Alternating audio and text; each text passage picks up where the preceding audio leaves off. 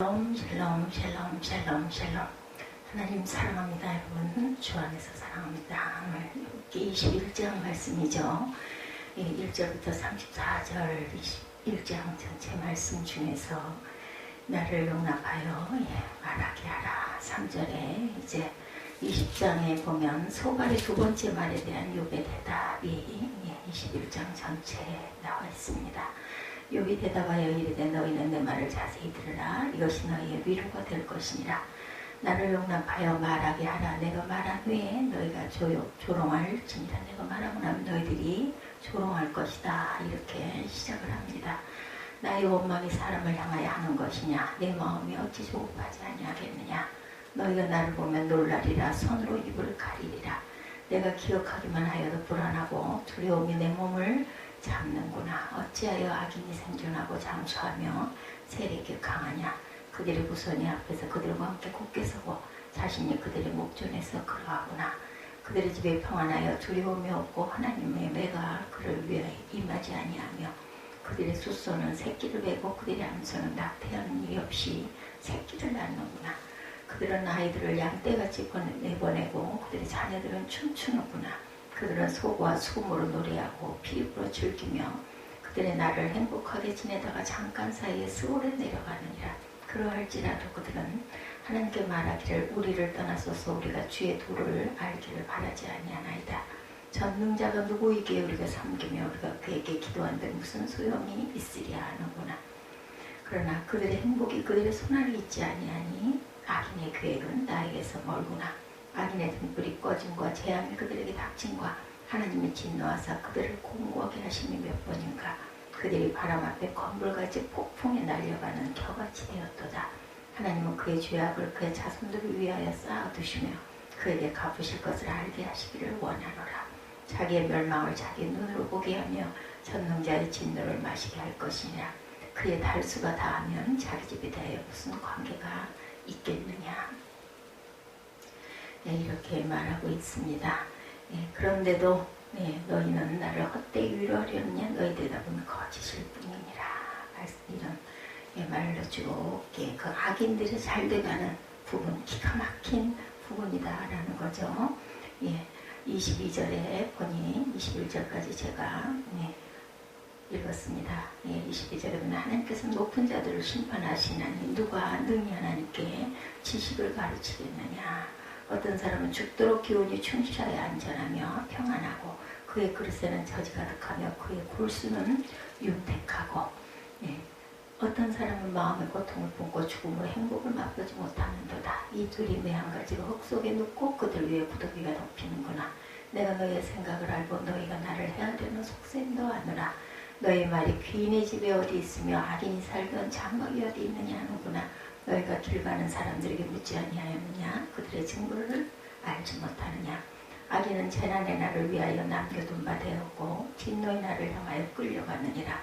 누가 능히 그의 면전에서 그의 길을 알려주며 누가 그의 소행을 보응하랴. 그를 무덤으로 메어가고 사람의 무덤을 지키리라.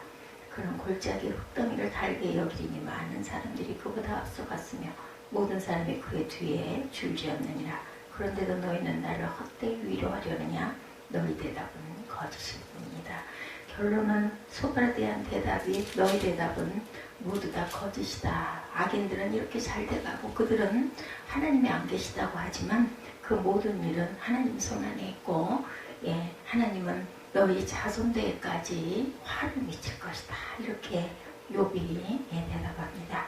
1절에서 6절을 잘라보면 욥은 친구들에게 자신의 말을 들어달라고 하죠.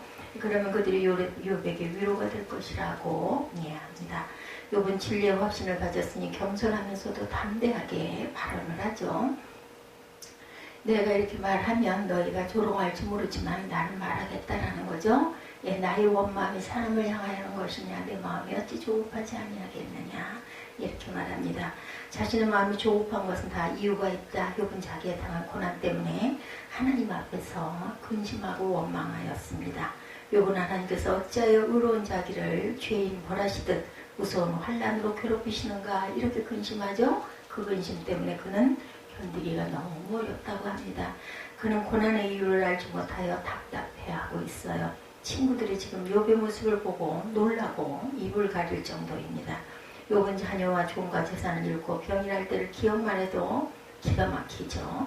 그가 과거에 당한 비참한 일들을 돌아볼 때 가슴이 먹먹하고 소름이 끼칠 지경입니다. 불안과 두려움이 그를 사로잡고 있습니다. 욥이 자기의 고난을 실제로 보여주면서 그 친구들의 이론이 틀린 것을 지적하고 있는 거죠.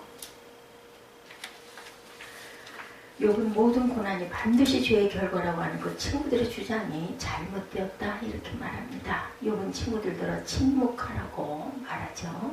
악인의 번성에 대한 그러한 내용 7절에서 10절에 보면 욥이 현실적으로 악인이 생존하고 장수하며 세력이 강해지는 것을 알아야 한다. 그들의 후손은 지금 잘만 살고 있습니다. 욥은 친구들의 논리대로 할 경우 현실이 풀리지 않는 난제를 제시합니다.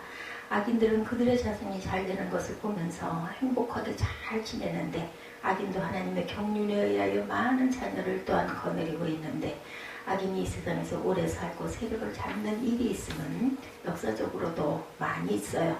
악인들이 지금 평안하고 하나님은 즉시 그들에게 매를대지 않습니다. 물론 악인들이 벌을 받는 경우도 있지만 악인이 세상에서 끝까지 잘 사는 경우도 많습니다. 우리는 하나님의 보험이 이 세상 중심이 아니고 내세 중심이라는 것을 또한 알아야 합니다. 이렇게 설명해도 하나님의 섭리를 우리는 다 이해할 수가 없지만 잘되는 악인의 후손들에 대한 내용을 보면 11절에서 15절에 악인들의 자녀들이 양떼같이 많습니다. 그 자녀로 하여금 세상에서 쾌락을 누리며 악인들은 즐거워합니다. 악인은 쾌락주의에 빠지죠. 악인들의 자녀들은 또한 춤추며 잘만 삽니다. 그들은 행복하게 살다 고통도 없이 죽음을 당합니다. 악인들은 하나님께 우리를 떠나달라고 합니다. 그들은 주의 도리를 알기를 원하지 않는다고 그러죠. 그는 전능자를 섬기지 않고 기도하지 않겠다고 합니다. 악인은 하나님의 긍휼에 의하여 형통하면서도 형통함이 자기 손에 달린 줄 아는 그런 어리석은 자들이라. 그들은 소고와 수금으로 노래하고 피리 불며 즐거워하며 그들의 날을 행복하게 지내다가 잠깐 사이에 스물러내려 갑니다.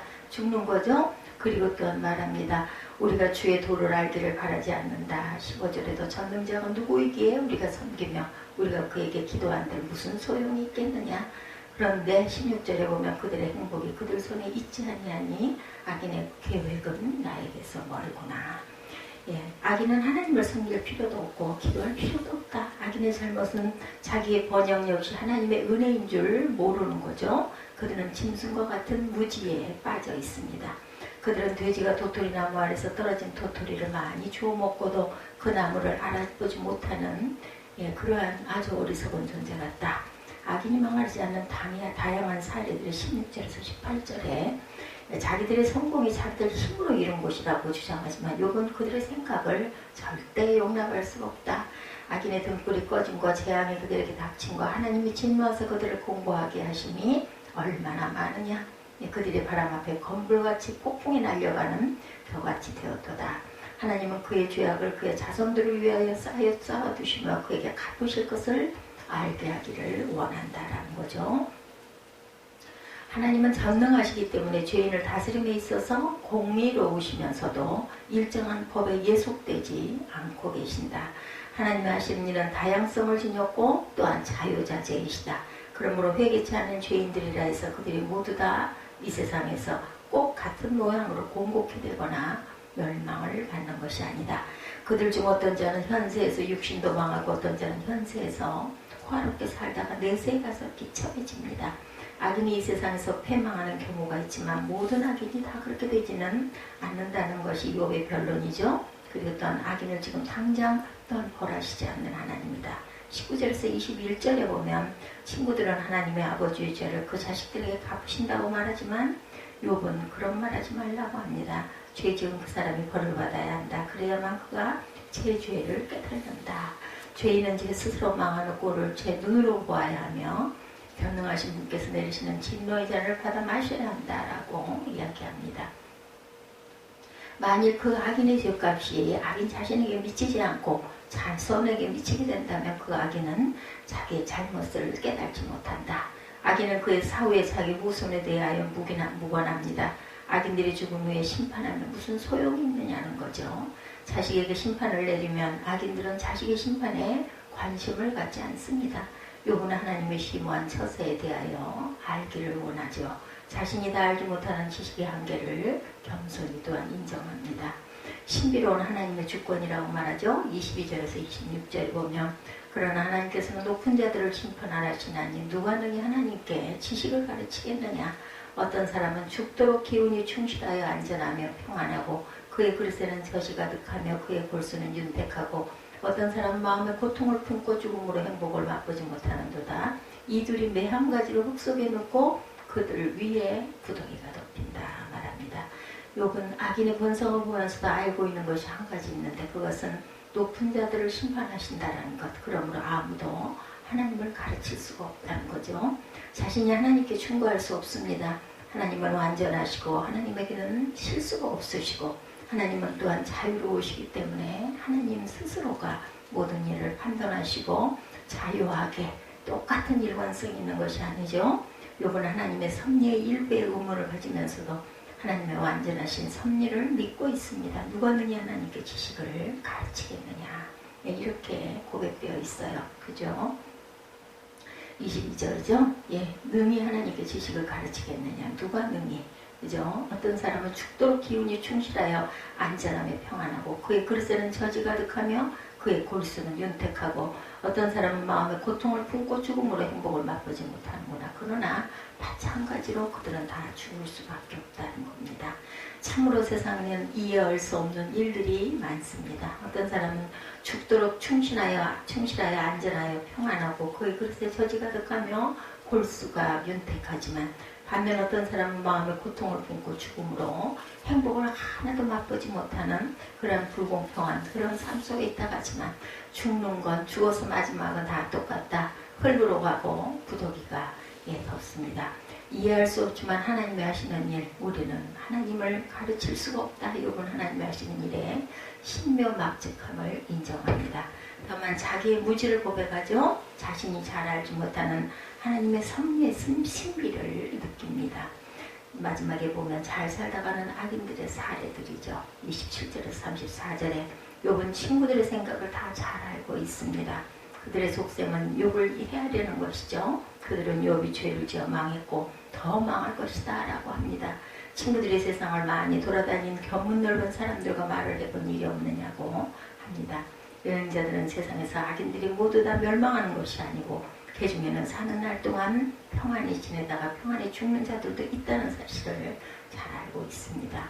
회개치 않은 악인이 세상에서 평안히 살고 평안히 죽기도 하죠. 악인은 죽어도 달게 죽습니다. 그의 무덤에는 무덤지기가 있습니다. 골짜기 흙덩어리가 그를 부드럽게 높여주고 셀 수 없는 사람들이 그의 앞뒤에서 그를 조문하여 따르기도 합니다. 생전에 잘 살다 죽어서도 대우를 받는 사람들을 보면서도 친구들은 악인의 벌을 받는다라고 말합니다. 욥은 악인은 반드시 이 세상에서 보응을 받는다는 변론이 성립될 수 없다고 단언하면서 그것으로 자기를 설득할 수도 없고 자기에게 문제 해결을 주지 못한다 말하죠. 인간의 이해를 이러하기 때문에 초월하시는 하나님, 세상에는 이해할 수 없는 일이 많습니다. 하나님을 떠나면 벌을 받는다고 하고 그러나 그렇지 않은 사람이 또 많습니다. 물론 그들은 내세의 심판을 받습니다. 그렇지만 이것으로서 악인을 다 설명할 수도 또한 없다. 우리가 이해할 수 없는 하나님의 신비로운 세계가 있음을 인정하고 겸비해야 되겠다. 욥기가 우리에게 가르치는 것은 겸손입니다. 우리가 모든 것을 다 알 수 없지만 분명한 것은 하나님께서 무엇이든지 다 주관하시고 하나님의 뜻대로 똑같은 방법이 아닌 자유한 방법으로 악인들을 심판하시고 벌하시기로 한다라는 것. 악하고 끝까지 잘 살다 가고 그의 자손도 또한 아무것도 모르고 살지만 결국은 현세 그리고 내세 우리는 영원한 세계가 있기 때문에 현세에 그렇게 악하게 굴고 잘 살다 가는 사람들은 영생 구원을 받지 못하겠죠. 그렇기 때문에 하나님은 공평하신 하나님, 또한 고난 중에 아니면은 벌을 받아가지고 깨달아서 회개하면 영원한 생명을 허락받습니다. 이것도 큰 축복입니다. 그렇죠? 선택은 본인의 몫입니다. 결단은 항상 본인이 하는 것. 오늘도 하나님이 기뻐하시는 귀한 결단으로 영원한 생명을 보존하시는 저와 여러분 되시기를 주님의 이름으로 축복합니다.